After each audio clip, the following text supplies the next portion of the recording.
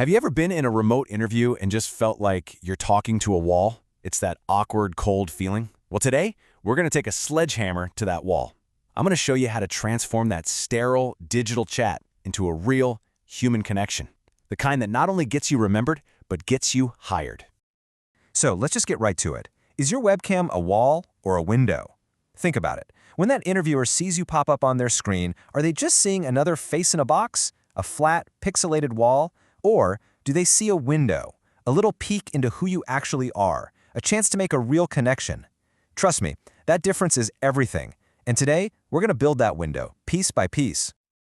Okay, so here's our roadmap for today. We'll start with the problem, the remote interview disconnect. Then we'll get practical with setting your virtual stage. After that, we'll get into the good stuff, building a real human connection. And we'll wrap up with what I think is a total game changer, your unforgettable origin story. All right, first up, the remote interview disconnect. We're calling this the pixelated wall. So what is that exactly? You know that feeling, that invisible barrier that just sucks the life out of a conversation online? It strips away all the natural back and forth, all the little human cues we rely on, and what's left? You're just another face in a grid of Zoom boxes. And this is so important to understand. The old rules are just gone. Think about it. In person, you've got your firm handshake, you're sharing the same space, making natural eye contact. All that stuff builds instant rapport. But online, your handshake is your lighting quality. Your shared environment is your camera angle and what's in your background. These new digital cues are your first impression now. They are your new power suit. If you can get these right, you are miles ahead of almost everyone else. Okay, so how do we actually master these new digital cues? Well, it all begins before you even open your mouth. It's all about setting your virtual stage. We're going to take your setup from potentially distracting to absolutely professional. And look, building your perfect virtual stage is way easier than it sounds. It really just comes down to 4 basic steps. Number 1, and this is huge, master your light. Just face a window or a lamp. You never want the light source behind you. Simple, right? Number 2, frame your shot. Camera at eye level. This isn't a selfie from below, okay? Eye level makes you look engaged and confident. 3, create some depth. Don't just sit in front of a flat, blank wall. Show a little bit of the room behind you. It's just more visually interesting.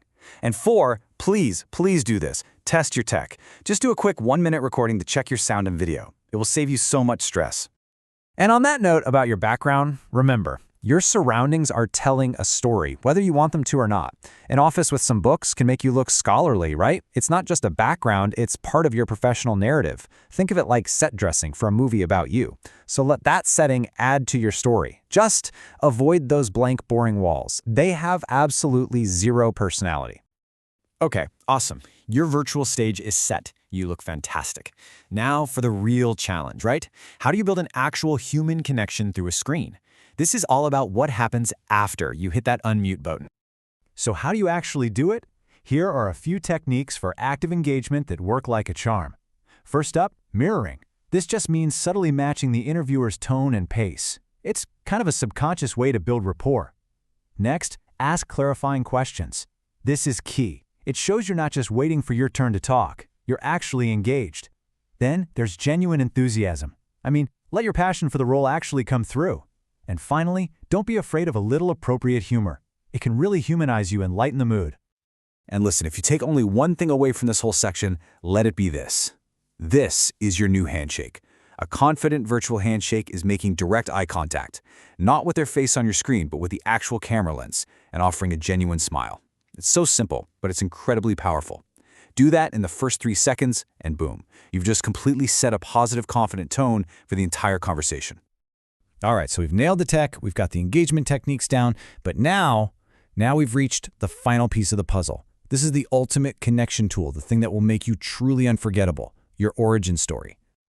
Just check out this quote from the master communicator, Vin Jiang. They're not interviewing you as a potential candidate, they're interviewing you now as a friend. Let that sink in. When you can tell a great story, the entire dynamic shifts. You stop being just another candidate, and you start feeling like a friend.